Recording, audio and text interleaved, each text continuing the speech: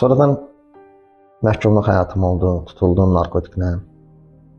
Girdim, çıxdım.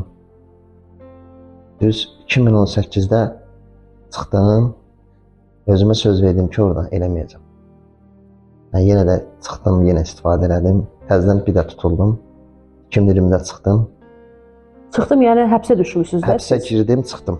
Hansı maddələ həbsə düşmüsünüz? 234-ün birindən istifadəçi. Aha. 2020-də çıxdım. Mən sonra elə oldu ki, mənə məktub gəldi evə ki, müharibədir. Gedirsən müharibəyə. Yəni mən onu sizə orada inandırdım ki, çox sevindim də.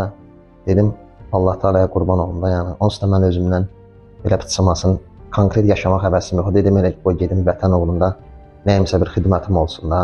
Həm də o elə sevindim ki, dedim, elə gedib orada vəziyyətdən çıxaram, heç sənəmərəm. Getdim döyüşə, özüm qaynar nöqtələrdə olmuşam.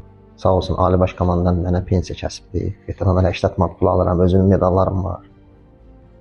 Nə üzrə? Vətən müharibəsi iştirakçısı medalı. Aha. Amma getdim, çox heyfsər olsun ki, mən yəni orada da narkotik tapdım istifadə. Narkotikdən uzaq dura bilmədiniz orada.